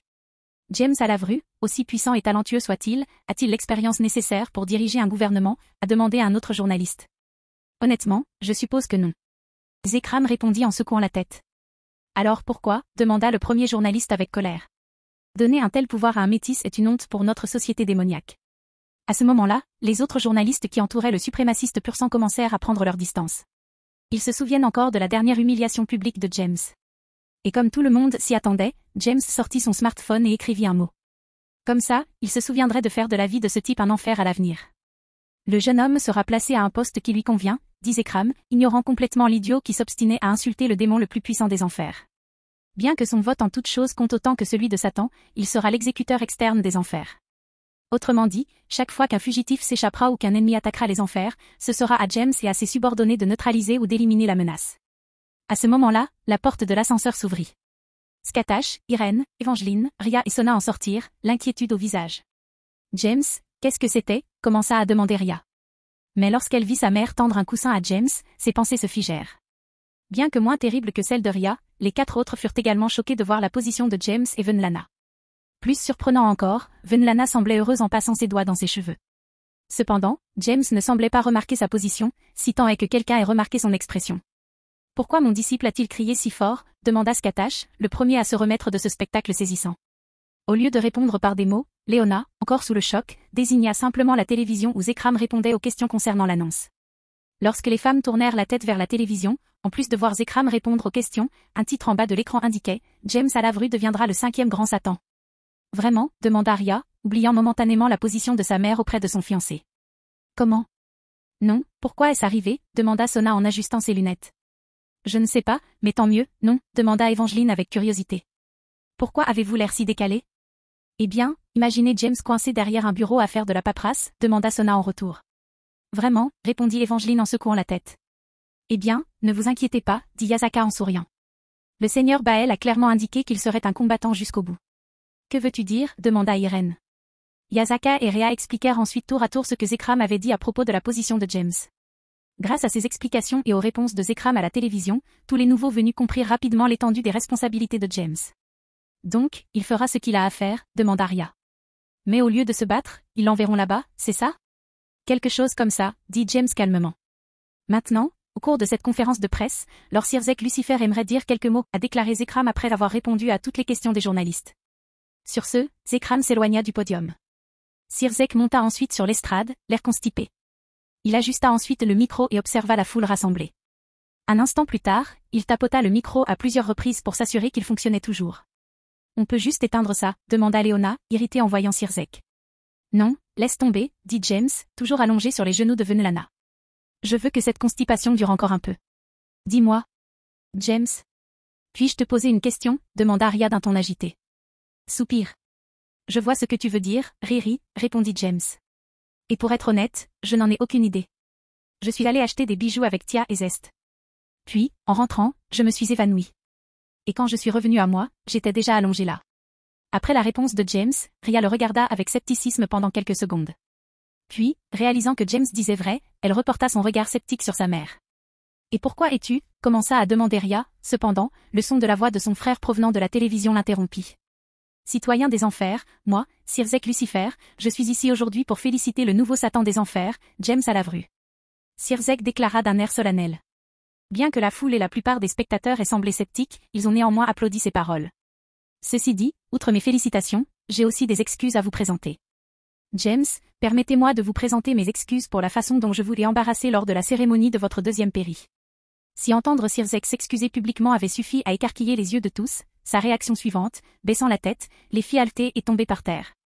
James, quant à lui, plissa les yeux lorsque Sirzek commença à le féliciter.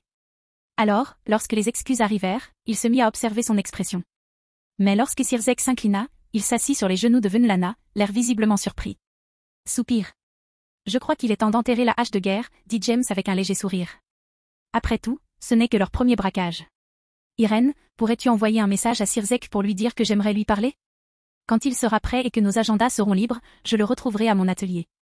Pourquoi ai-je l'impression d'être ta secrétaire? Demanda Irène en levant les yeux au ciel. Dans une pairie, voilà ce qu'une reine représente pour un roi, dit calmement Greffia, les yeux fixés sur l'image de Sirzek à la télévision. Soupir. Si seulement tu n'avais pas attendu si longtemps pour te ressaisir, pensa Greffia. Alors toi, Milika et moi serions encore une famille heureuse. Seigneur Lucifer, demanda un journaliste, la main levée. Dès qu'il reçut un signe de tête de Sirzek, il posa la question qui le taraudait. À propos de ce que vous avez fait à Seigneur Alavru, saviez-vous que le micro était allumé lorsque vous avez fait cette déclaration? Soupir oui, je l'ai fait, répondit Sirzek après un moment d'hésitation. Pourquoi avez-vous fait ça? A demandé un autre journaliste après avoir obtenu la permission de poser sa question. Mon orgueil a pris le dessus. Sirzek répondit en secouant légèrement la tête. Comme tous les diables le savent, l'un des 7 péchés capitaux tend à guider nos actions et nos pensées. La plupart d'entre nous parviennent à éviter d'être trop affectés par ce péché.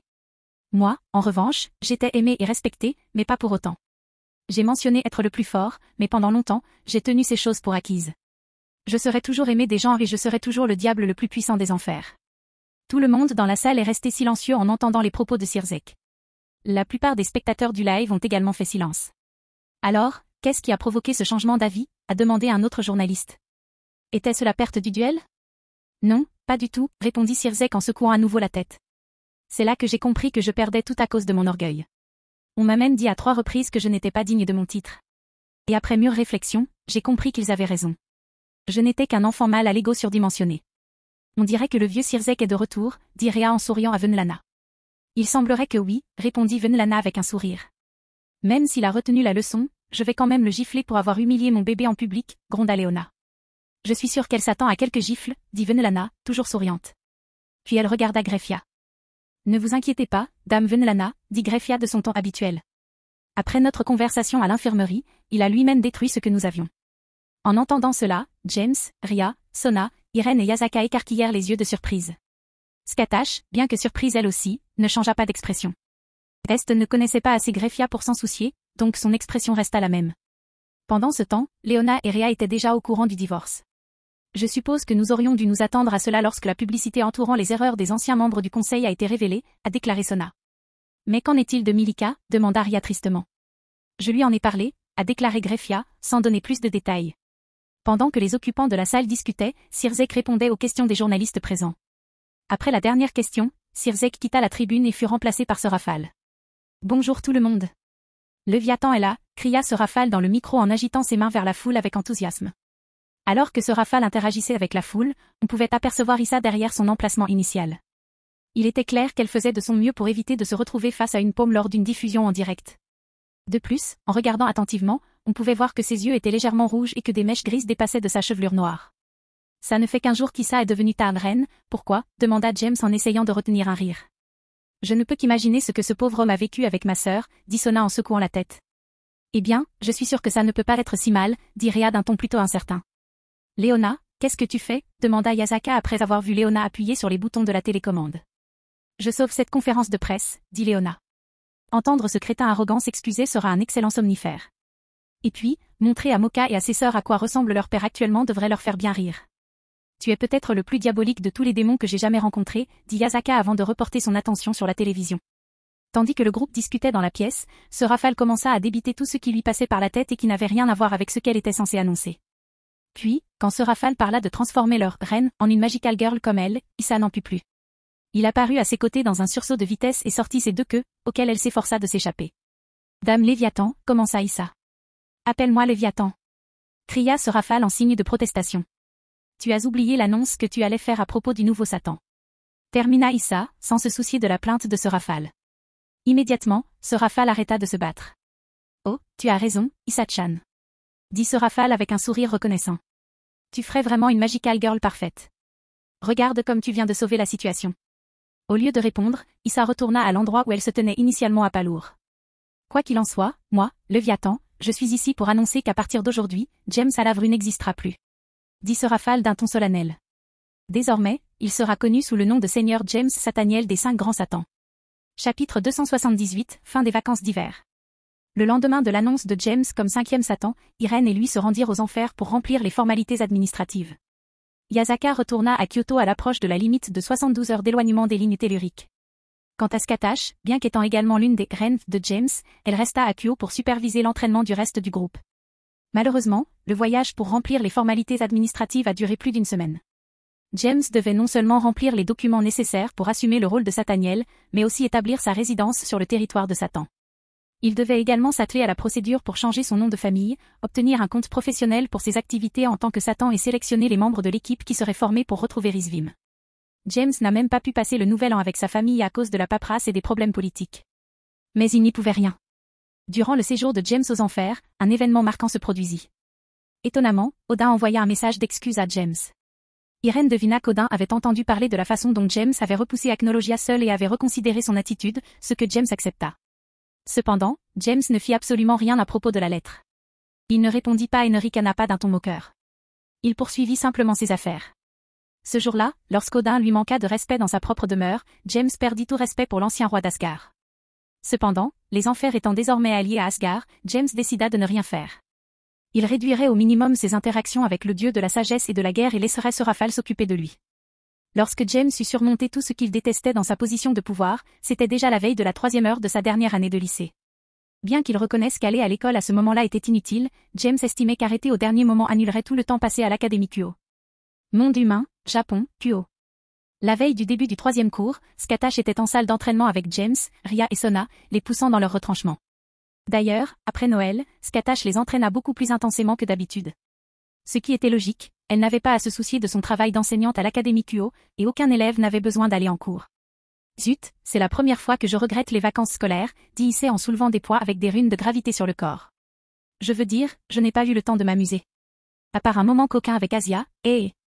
Après avoir entendu le commentaire d'Issei, Asia, qui essayait d'intégrer le pouvoir du joyau du dragon de Fafnir, qu'elle avait reçu d'Azazel, après qu'il ait réalisé qu'elle avait un talent spécial pour apprivoiser les dragons, dans son état balance-briqueur, commença à rougir. Bien qu'Asia fût sceptique quant à son talent pour dompter les dragons, puisqu'il n'en avait apprivoisé qu'un seul, Rasei, le dragon gobelin avec lequel il avait conclu un pacte familial, Azazel expliqua qu'il en existait un deuxième, Yudu Issei, dont l'aspect dragon grandissait en même temps que lui. Il était en harmonie avec Skiadrom. Azazel mentionna également qu'elle s'entendait mieux avec James que la plupart des autres, ce qui est tout à fait vrai. James lui avait même offert l'opportunité de faire passer leur relation à un niveau supérieur. Pendant ce temps, Irina, qui avait également entendu le commentaire d'Issei, serra les dents de jalousie. Puis, comme à plusieurs reprises auparavant, les ailes et le halo d'Irina apparurent et se mirent à scintiller. Sérieusement, comment se fait-il qu'il ne soit pas encore tombé demanda Evangeline en peaufinant sa magie. Je ne sais pas, répondit Akeno en faisant le même exercice qu'Evangeline. Je suis sûr qu'au moins un petit miracle se produit. Michael a peut-être plus de contrôle sur le système de Big J qu'il ne le laisse paraître, a émis l'hypothèse de Raya. Il a probablement beaucoup de latitude pour décider qui tombe et qui ne tombe pas. C'est tout à fait logique, répondit Evangeline d'un hochement de tête. Enfin, Irina est tombée, non? Plus important encore, l'entraînement ultra intense de Maître Scatash que nous avons suivi au cours des 10 derniers jours a été très efficace, a déclaré Sona. Comme l'a dit Sona, tous ceux qui participaient à l'entraînement, en dessous du niveau de dieu inférieur, ont vu leur puissance augmenter d'au moins un niveau, et certains de 3. Ria et Sona ont atteint le seuil précédant le niveau de dieu inférieur.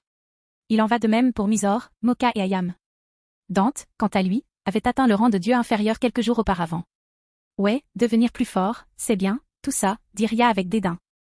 Mais James me manque. Quand reviendra-t-il? James nous manque à tous, Ria, dit Sona en ajustant ses lunettes. Mais au lieu de nous plaindre, nous travaillons dur pour qu'il soit fier de nous à son retour. Pardon, s'exclama Ria. J'ai travaillé très dur. Je ne me suis même pas plaint de cet entraînement infernal. Oui, mais puisque tu es le plus naturellement doué d'entre nous, pourquoi as-tu eu le moins de progrès, rétorqua Sona. Avant qu'ils ne puissent discuter davantage, ils sentirent le regard d'un prédateur au sommet de la pyramide tomber sur eux deux. On dirait que ton entraînement est trop laxiste, dit Skatash en s'approchant du groupe de mages. Si tu as l'énergie de discuter, alors il est clair que tu dois intensifier ton entraînement. Puis, sans laisser aux deux héritiers le temps de protester, Skatash plaça un nouveau sceau de restriction sur chacun d'eux. Cela les obligea à redoubler d'efforts pour contrôler leur énergie démoniaque lorsqu'ils créaient de la magie ou utilisaient leur pouvoir de lignée. Bien qu'aucun d'eux ne prononçât un mot, leurs regards échangés en disaient long. Il était clair qu'ils se rejetaient mutuellement la responsabilité de leur malheur. Ces deux-là sont de bons amis, dit Evangeline avec un doux sourire. Je sais, n'est-ce pas, dit Akeno avec un léger sourire. Ça me fait chaud au cœur de les voir ensemble.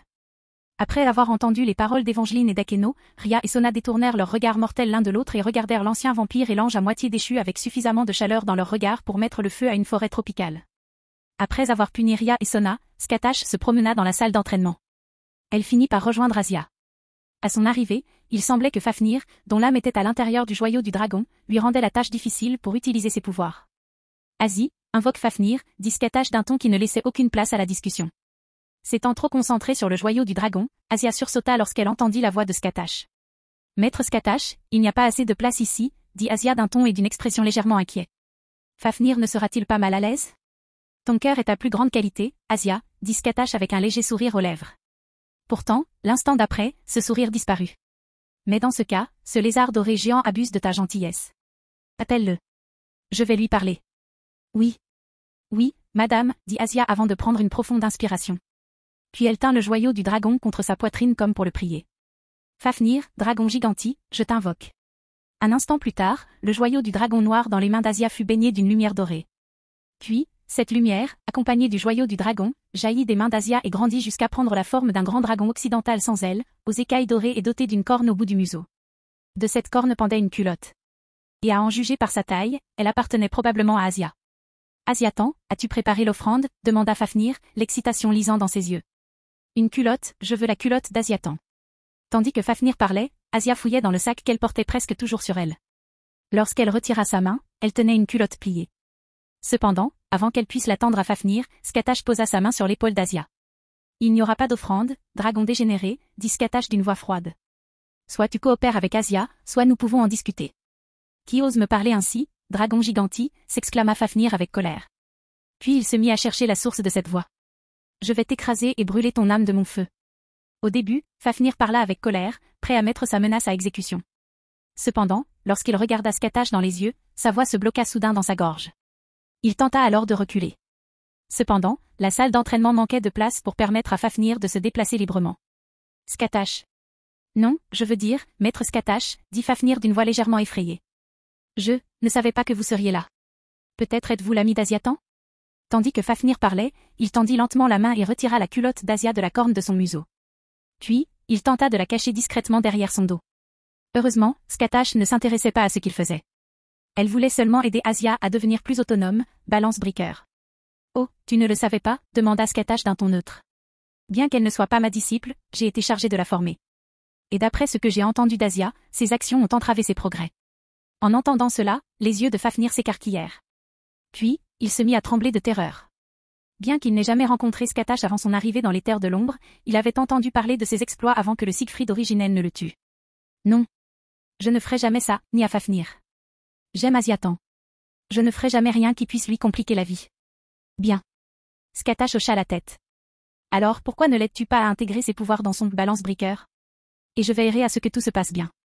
Oui, madame, dit Fafnir d'un ton abattu avant de le rendre à Asia sous la forme de son joyau dragon. Maintenant, essaie d'injecter la puissance de Fafnir en activant ton brise-équilibre, dit Skatash en s'éloignant d'Asia. Ce lézard doré surdimensionné ne devrait plus te causer de problème. D'accord. Merci, maître Skatash, dit Asia avec un doux sourire. Asia ferma alors les yeux et se concentra un instant. À cet instant, le joyau du dragon dans sa main commença à briller faiblement. Balance break, dit Asia d'une voix qui résonna dans toute la salle d'entraînement.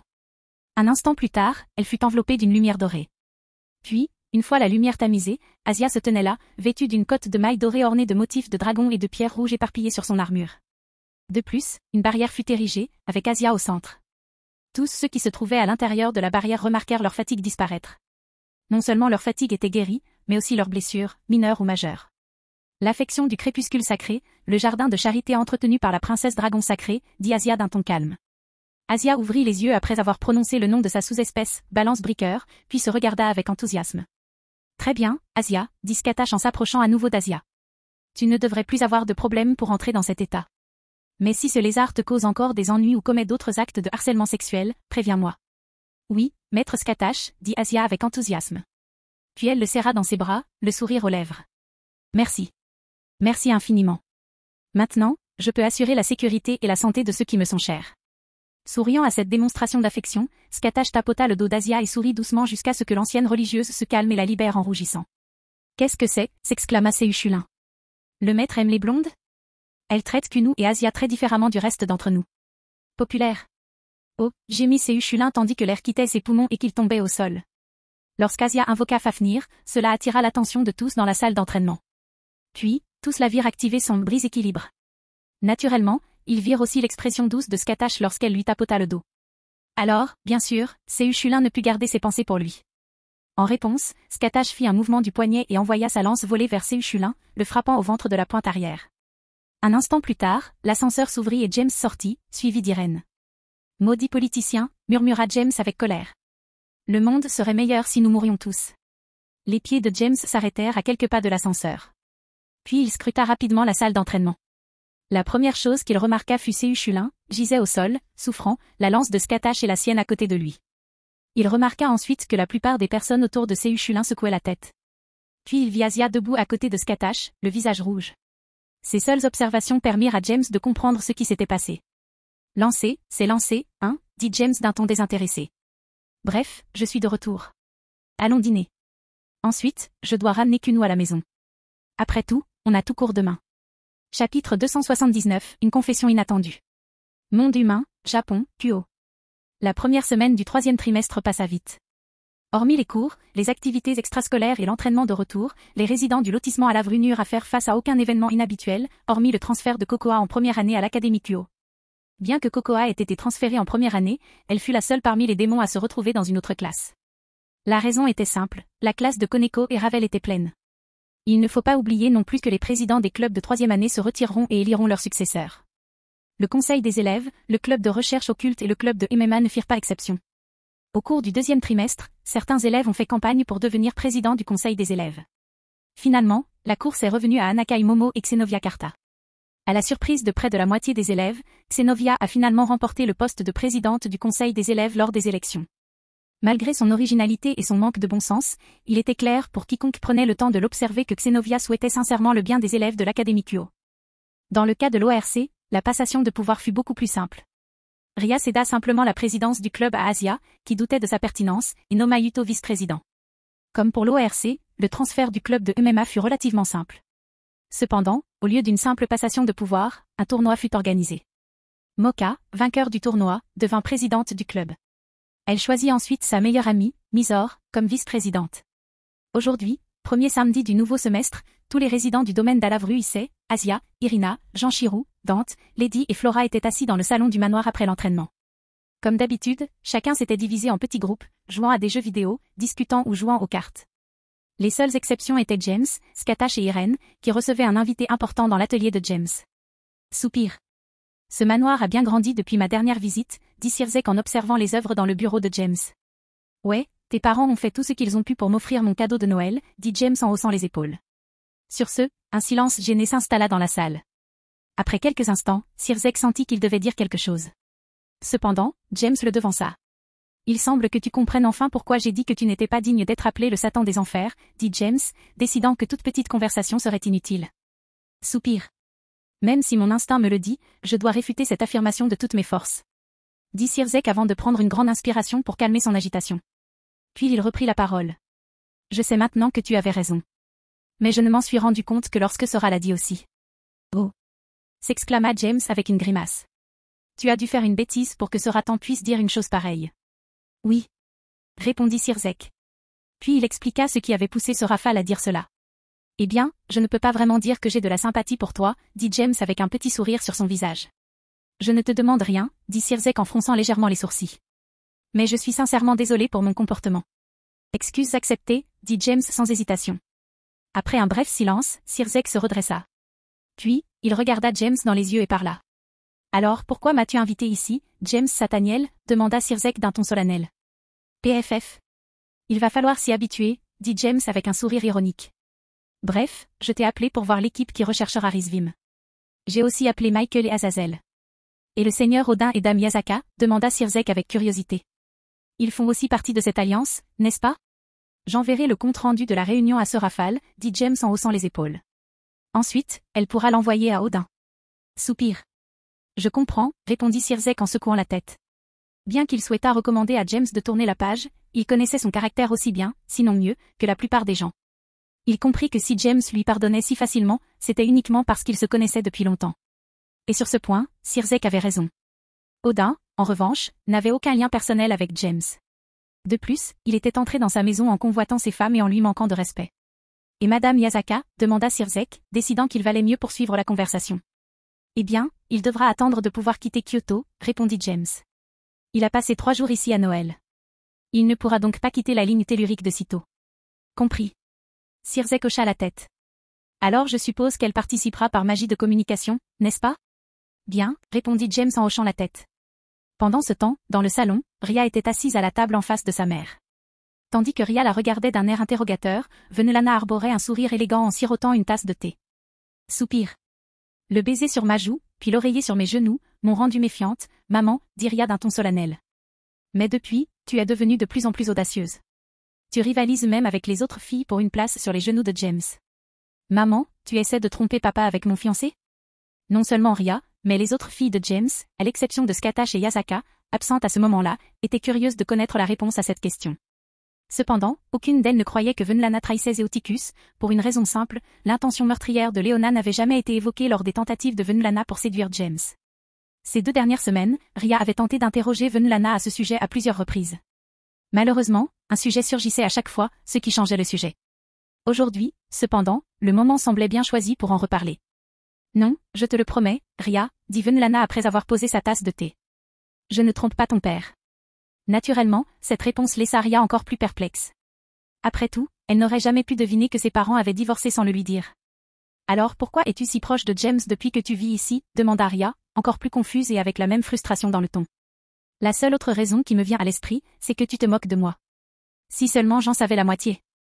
Pensèrent Léona et Venelana en même temps. Malheureusement, c'est bien plus que ça.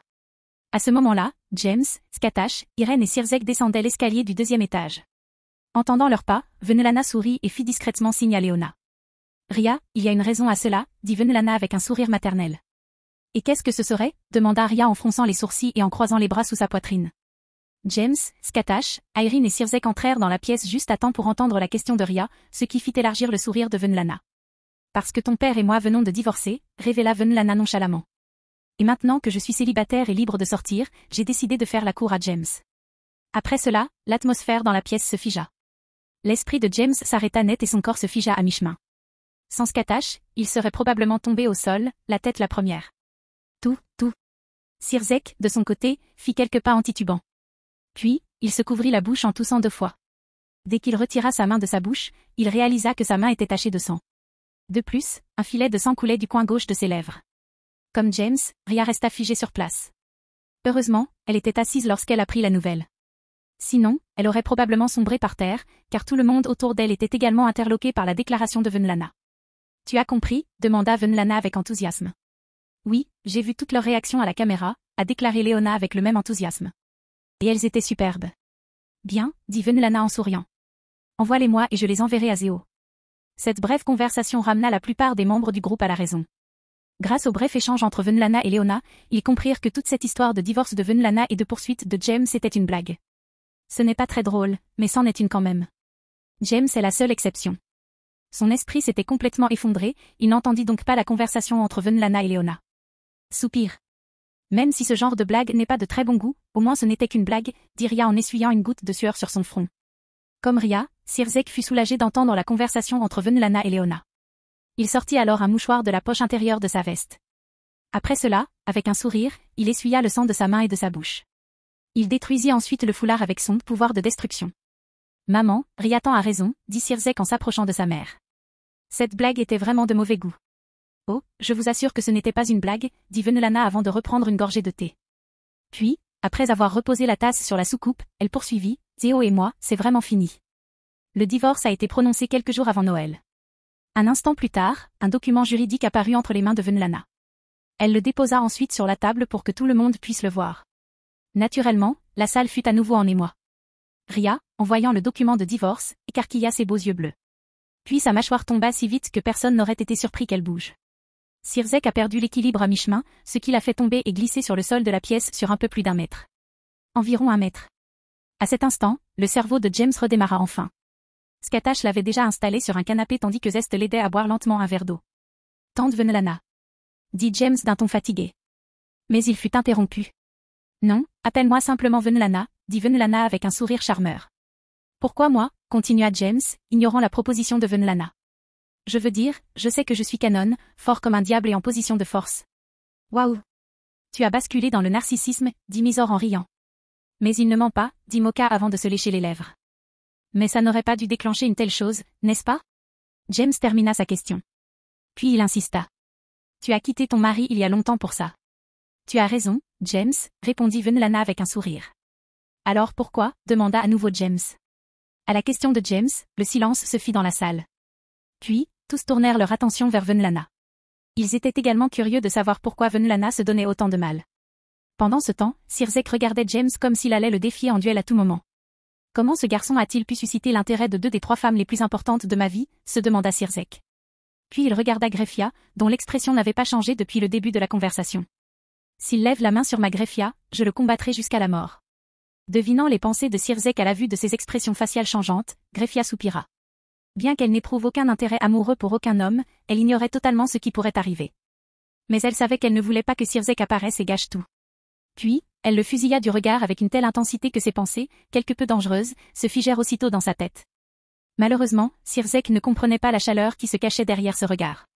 Sirzek pensait que Greffia le regardait pour ne pas qu'il s'immisce dans ses recherches. Alors qu'en réalité, elle essayait simplement de lui dire que sa vie lui appartenait et qu'elle n'avait pas besoin qu'il s'en mêle.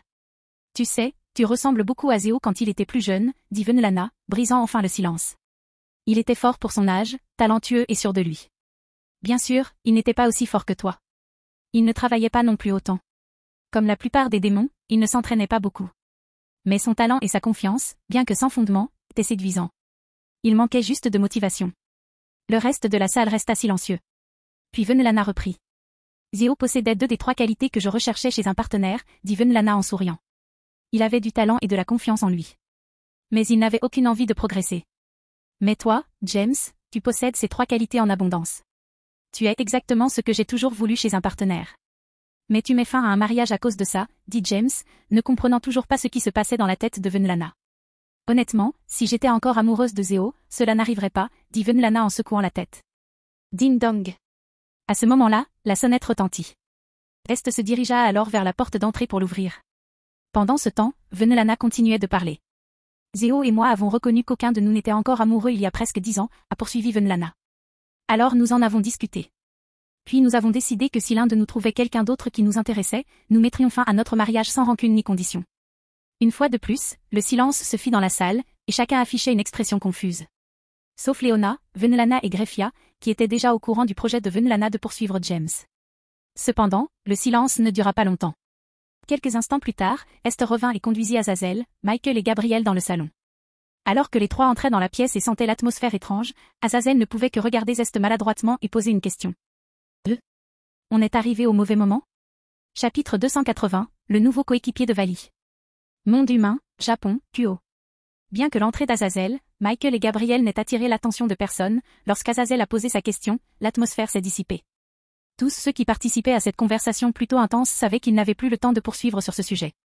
James se tourna alors vers Venelana, puis vers Ria et Sirzek, avant de se tourner vers Venelana.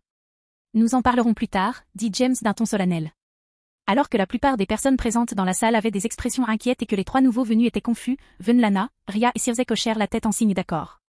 James prit alors une profonde inspiration et remplaça son expression solennelle par un sourire. Azazel, Michael, Gabriel, installez-vous confortablement, dit James d'un ton accueillant. Voyant le changement d'expression forcé de James, Azazel lui adressa son habituel sourire méprisant. Cependant, lorsqu'il croisa le regard de James, il sentit une sueur froide lui perler dans le dos. Bien que James souriait, son regard indiquait à Azazel que s'il tentait de se mêler de ses affaires, il se transformerait en un corbeau sans ailes. « Merci pour les tenues, dit Gabriel avec un sourire joyeux. Ta maison est bien plus grande maintenant. C'est vraiment cool. Merci, répondit James avec un sourire. Mes futurs beaux-parents me l'ont offert pour Noël. Alors, c'est tout le monde dans l'équipe, demanda Michael en se mettant au travail. Non, répondit James en secouant la tête. Nous attendons toujours 2 équipes. Toutes 2 ont des liens avec notre cher ancien gouverneur général. As-tu vraiment réussi à les convaincre, demanda Azazel avec curiosité. Comment les as-tu contactés? Eh bien, j'ai eu les coordonnées de Vali grâce au chat paresseux qui vit chez moi. James haussa les épaules. Je ne suis pas paresseux, Nya, protesta Kuroka. J'aime juste dormir, Nya. Bien sûr, si tu continues à te dire ça, ça deviendra réalité un jour, répondit James avec un sourire effronté. Chiron, James me harcèle, Nya, dit Kuroka d'un ton faussement blessé. Est-ce considéré comme du harcèlement si James n'y dit la vérité, demanda Koneko en inclinant la tête gentiment, un biscuit dans la bouche. Chiron me harcèle aussi, Nya, dit Kuroka en tombant à genoux, le regard vide. Oh oui, j'avais oublié qu'elle vivait ici, dit Azazel avec un sourire ironique. La soutenir doit être difficile. Non, pas vraiment, répondit James d'un ton détaché. Tant que tu la nourris et que tu lui donnes un endroit où dormir, elle restera à distance. De plus, elle ne peut transmettre aucune information à Vali sans notre autorisation. En entendant cela, Kuroka se mit à bouder. Vivre dans cette maison la faisait passer pour une espionne amateur et avait sérieusement porté atteinte à sa fierté. Je vois, dit Azazel en hochant la tête. Et les autres? Oh, la dernière fois que j'étais dans les enfers, j'ai appelé Chamazé et lui ai demandé son numéro, dit James en haussant les épaules. Et il te l'a donné comme ça, demanda Azazel, incrédule. Oui, c'est aussi simple que ça, répondit James. Et après avoir obtenu leurs coordonnées, j'ai demandé à Maître de les convaincre de se joindre à nous. Elle ne m'a jamais dit comment elle avait fait. Et pour être honnête, je ne suis pas sûr d'avoir envie de le savoir. Azazel regarda alors Skatash. Lorsqu'il croisa son regard, il tourna vivement la tête. Lorsqu'il vit dans ses yeux ce regard qui disait « Si tu me demandes comment j'ai fait, je serai ravi de te le montrer », Azazel sentit une terreur primitive l'envahir. Je vois. Eh bien, je pense qu'ils seront un excellent ajout à l'équipe, dit Azazel avec un sourire crispé. Je suis d'accord, répondit James avec un sourire. Excusez-moi, dit Gabriel, l'air perplexe. Mais de qui parlez-vous? Ah, mes excuses, dit James en souriant. On parle d'un des atouts cachés d'Azazel, l'équipe/chien. Un groupe d'humains mené par un prétendant au titre d'humain le plus fort du monde. Après cela, James et Azazel parlèrent à tout le monde des membres de l'équipe/dog. Alors qu'il répondait à la question, un cercle magique de communication apparut près de l'oreille droite de James. En le regardant, il réalisa qu'il s'agissait de Yasaka. Il y injecta alors de l'énergie démoniaque. Yasaka, es-tu prêt? Demanda James à l'intérieur du cercle magique. Puis, après un moment, il reprit la parole. D'accord, je vais demander au maître de te connecter au réseau runique du manoir. James fit alors un signe de tête à Skatash. Un instant plus tard, l'index droit de Skatash s'illumina d'une énergie démoniaque, et elle s'en servit pour dessiner des runes dans l'air. Puis, une fois terminée, elle se leva et s'approcha de James. À son arrivée, elle écrivit d'autres runes sur le cercle magique que James utilisait pour parler à Yasaka. Après cela, Skatash frappa dans ses mains. L'instant d'après, un cercle magique s'illumina près du canapé sur lequel James était assis, et une image holographique de Yasaka apparut au-dessus. Bonjour à tous, dit poliment Yasaka. Ravi de vous revoir, dame Yasaka, répondit poliment Michael avec un doux sourire. Bonjour, dit joyeusement Gabriel en saluant Yasaka. Bien que ce ne fût pas intentionnel, lorsque Gabriel fit un signe de la main, ses énormes seins frémirent au rythme de son bras, attirant les regards de James, Azazel et Issei. James se contrôla rapidement et cessa de le fixer, mais Issei mit un peu plus de temps à faire de même. Il semble que depuis qu'Issei a atteint l'âge adulte, ses tendances perverses se soient considérablement atténuées. Azazel, quant à lui, continuait de le fixer en marmonnant, un sourire pervers au visage. Si quelqu'un était assez près, il pouvait l'entendre répéter les mêmes mots encore et encore. « Allez, maman. Tu peux le faire. Allez, maman. Tu peux le faire. » Il était évident qu'il attendait que les seins de Gabriel soient libérés de ses vêtements. Malheureusement pour lui, la magie sacrée, alliée à l'innocence de Gabriel, semblait ne jamais permettre que cela se produise. Soupir. J'aimerais te dire que c'est bien que tu n'aies pas changé, Azazel, dit Yasaka en regardant l'ange déchu avec dédain. Mais je préfère ne pas mentir aussi ouvertement. Et, ça me fait plaisir de te revoir aussi, Yasaka, dit Azazel, le regard fixé sur la poitrine de Yasaka. Cependant, son regard ne s'attarda pas longtemps. Dès que son regard se posa sur la poitrine de Yasaka, il sentit un frisson lui monter à la gorge. Cette sensation le fit regarder autour de lui, paniqué. Finalement, son regard se posa sur un James souriant, qui s'était à un moment donné matérialisé en carnage et agitait son poing avec son index et son majeur. Azazel s'éclaircit la gorge avec force pour changer de sujet. Alors, quand sont-ils censés arriver? Demanda Azazel. Bientôt, répondit James. En fait, Vali et son équipe viennent d'arriver. Ding dong. La sonnette retentit à nouveau et Zest se dirigea de nouveau vers la porte d'entrée pour l'ouvrir. Environ une minute plus tard, il réapparut avec les membres restants de l'équipe de Vali, Chiron, Bicou, Arthur, Lefay, Vergile et un inconnu. Le nouveau visage, un jeune homme qui semble être à la fin de son adolescence, avec un teint pâle, des cheveux bleus avec une frange séparée de chaque côté autour d'une corne blanche dépassant de son front, mesure 5 minutes 11 secondes, environ 1,8 mètres, et portait une tunique bleu foncé avec un col haut qui couvrait la moitié inférieure de son visage, un pantalon assorti, une ceinture blanche et une écharpe qui s'enroulait autour de son cou et de ses épaules. Oh, un nouveau, hein? Demanda James en examinant le nouveau visage. Tu veux bien me le présenter, Vali? Pas même un bonjour, James, dit Vali en souriant. Tu m'as fait mal. Mec, tu as fait venir un inconnu chez moi sans me prévenir, dit James en levant les yeux au ciel. Tu as eu de la chance que je ne t'ai pas accueilli avec mon épée. Bien que James parlât d'un ton indifférent, l'intention meurtrière qu'il fixait sur Vali indiquait clairement son mécontentement. De plus, l'aura qu'il dégageait faisait frémir tous ceux qui n'avaient jamais ressenti son pouvoir, ou qui ne l'avaient pas ressenti depuis longtemps, face à son immensité. Zut, il est devenu encore plus fort, pensa Vali. La maîtrise de son énergie par ce gamin est impressionnante, pensa Chiron. Il a libéré suffisamment d'énergie pour que nous la ressentions tous. Pourtant, elle est suffisamment contrôlée pour ne pas affecter son environnement. Chiron, impressionné par la retenue de James, regarda Scatache. Lorsque Scatache remarqua son regard, elle le regarda. Les deux dresseurs de héros échangèrent alors un regard, et Chiron hocha la tête en signe d'appréciation. Avant que Vali ne puisse se remettre de la démonstration de puissance de James, Shuna et Chion parlèrent à l'unisson. Souhait? Shuna et Chion regardèrent le nouveau venu avec confusion. Pendant ce temps, le nouveau, Souhait, s'inclina poliment devant Shuna. Princesse, ravi de vous revoir, dit Souhait d'un ton neutre. Bien que son ton ne paraisse pas très respectueux, Shuna ne montra aucun signe de mécontentement. Souhait était l'un de ses gardes lorsqu'elle vivait encore en tant que princesse Oni. Bien qu'il ne fût qu'un garde caché et que Shuna n'interagisse pas beaucoup avec lui, elle savait que Souhait s'adressait à tout le monde sur un ton neutre. Souhait, que fais-tu ici? Demanda Chion d'un ton confus. Comme tu le sais, j'ai été élevé dès ma naissance pour être l'un des gardes de l'ombre de la princesse Shuna, dit Souhait d'un ton léger. Cependant, quand toi et la princesse Shuna êtes partis, j'ai perdu ma raison d'être. J'ai donc quitté la tribu Oni et commencé à errer à travers le pays. Puis, à travers le continent. J'ai finalement trouvé Bicou en Chine. Oui, et on s'est bien disputé, dit Bicou en riant. Quand il y a eu match nul, j'ai trouvé le garçon intéressant. Alors je l'ai invité à rejoindre notre groupe. Ouais, et en plus, c'est l'un des rares Oni furtifs, dit Vali. Et après avoir lu les enseignements de Chiron, je parie qu'il est encore meilleur que ton petit ninja. Sur ce, le silence s'abattit sur la pièce. Un silence pesant. Un instant plus tard, sans un bruit, Ayam apparut derrière Vali, un cunet pressé contre sa gorge. Veux-tu répéter? Demanda Ayam d'un ton froid en ajustant ses lunettes de sa main libre.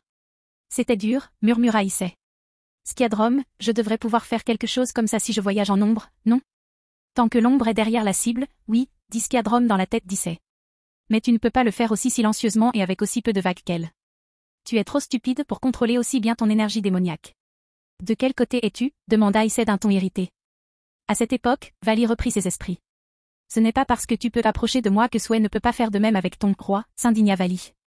À cet instant précis, Souhait, qui observait la situation, disparut soudainement. Puis, il apparut derrière James. Cependant, contrairement à Ayam, James tenait la pointe de carnage contre la trachée de Souhait. Bien essayé, mec, dit James en souriant. Mais je savais que tu étais là depuis le début. Mais tu étais un bon clone. PFF.